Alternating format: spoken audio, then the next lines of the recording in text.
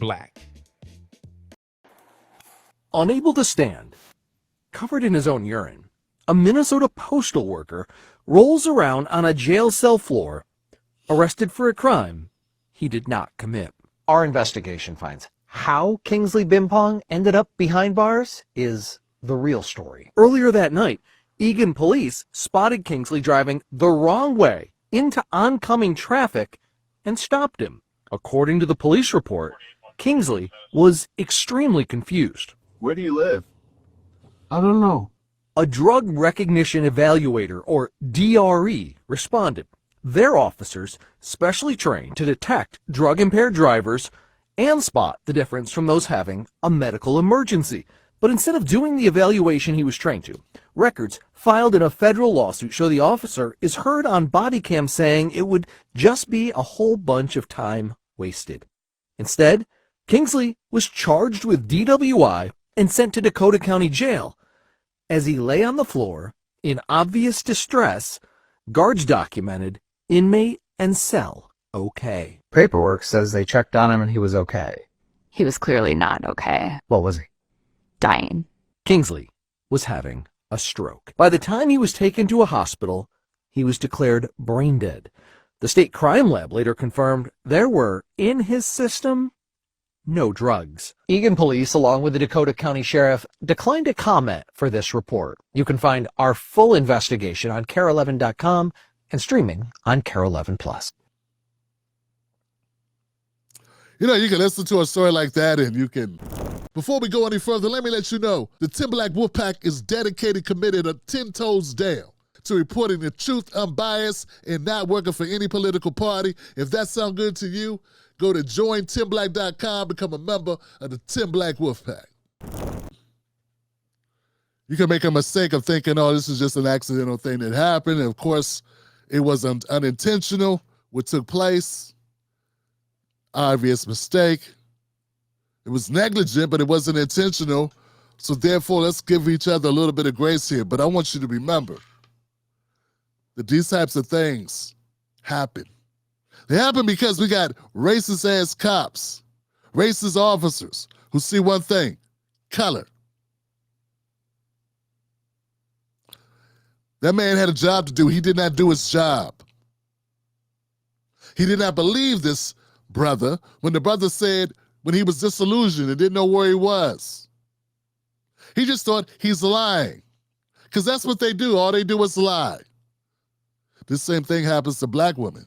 When black women go see their doctors, when they show up at emergency rooms complaining of pain, they assume because they are black that they are lying and that what they're saying can't be true. There must be an ulterior motive. Oh, she just wants drugs so she can go sell it to get other drugs. Or it's just her way of getting high, a cheap high that she doesn't have to pay for. You know how many black women have died? They reported pains, they reported a condition, and the doctor just flat out dismissed it. Not for any other reason than that person is black. So yeah, we need to just watch ourselves. It's easy to fall into the trap of going, oh, well, we're just all people and things happen. And yeah, that's what people want you to think. That's what a lot of people want to say, because that's not their reality. So to them, oh, it's just an excuse. Oh, it's just a bad thing, and sometimes bad things happen. Good people make mistakes. Yeah, good people make mistakes, but so do sometimes people do things intentionally, and sometimes people do things uncaringly, without any consideration, because the person that they're looking at, the person that they're dealing with, they just don't value their life. You don't value their health. You know, there are a lot of these conservative types. There's certain ones, I'm sure. There's certain ones that they make a lot of money off denying the humanity of black Americans. I don't want to say all conservatives, but there are a lot of conservatives who make a lot of money off denying the humanity of Black Americans. And we need to recognize that, accept it, no matter how ugly it is. You need to realize that. And stop pretending that we're on the same team. Stop pretending. Stop believing the fallacy that you are somehow claiming victimhood. These are just things that bigots say so that you can't have a gripe, so that you to discredit any negative attention they may receive, or to lessen a claim that we have against the state. Because they're defending the state because they know damn sure in their minds the state is them and the state is white.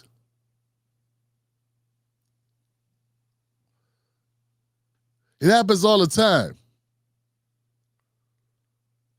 Every year, Black people die because white people deny the humanity of Black people. They deny that we are human beings. This is to be a phenomenon. They didn't think we could even feel pain, Johnson. They did not believe Black people felt pain. They did medical experiments on Black people without anesthesia. And when they screamed out, when we yelled out in pain, it said, they're lying. They don't feel it. A lot of them still believe that to this day, that Black people have a higher tolerance for pain.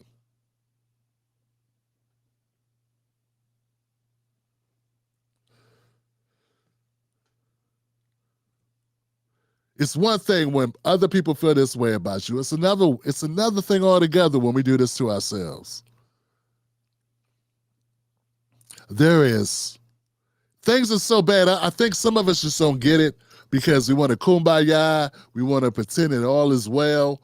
It just makes us feel better. But if you are if you're living in a false place where you don't see reality, and you just think because, LeBron has money, Shaq has money, and Byron Allen, and this person, and this person, and this guy, and Myron Golden, and this person, and the Earn Your Leisure guys got money, and we needed some crypto.